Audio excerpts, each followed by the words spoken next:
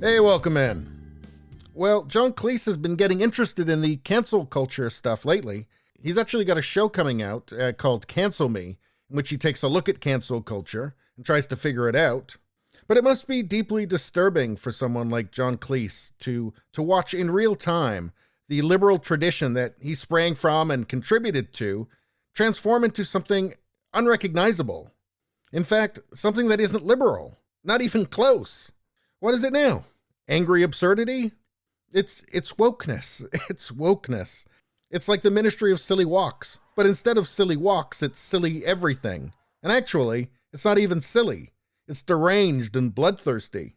Oh, and also, it's not funny. Anyway, let's see what's happening here. Here's the headline. John Cleese cancels talk at Cambridge University, cites woke rules. So it says here he's canceled a talk at Cambridge due to what he calls woke rules that resulted in another speaker getting blacklisted for doing an impression of Adolf Hitler. Now, as we know, in wokeness, it doesn't matter whether it was a joke, whether any of the context, any of the intent. It doesn't matter if he's making fun of Hitler, which I'm going to just go ahead and assume he was doing, right?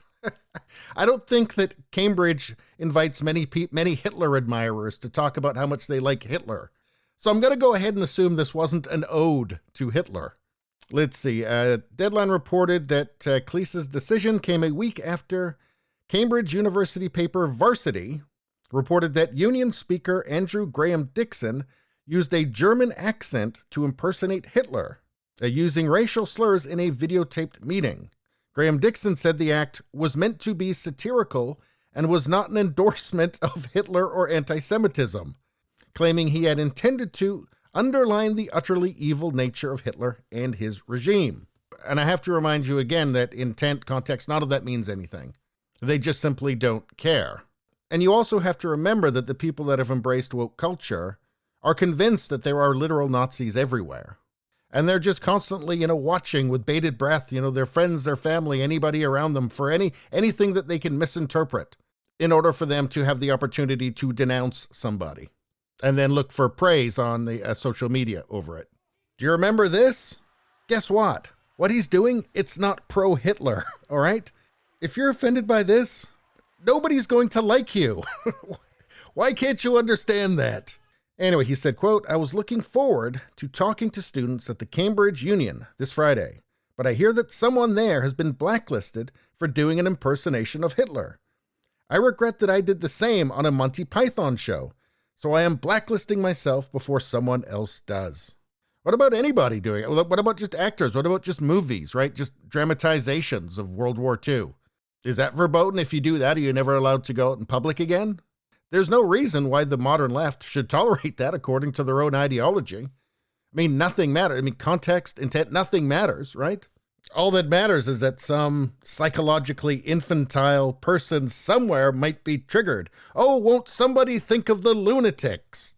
Anyway, he said, I apologize to anyone at Cambridge who was hoping to talk with me, but perhaps some of you can find a venue where woke rules do not apply.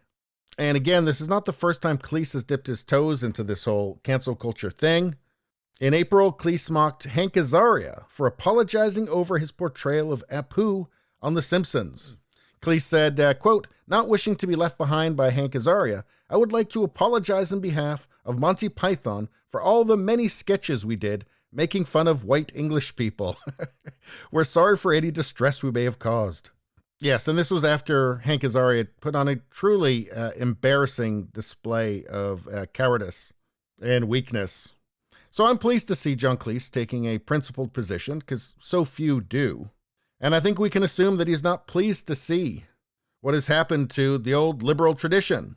And what is it? It's the best intentions of well-meaning people being hijacked and then warped and demented by people with the worst intentions.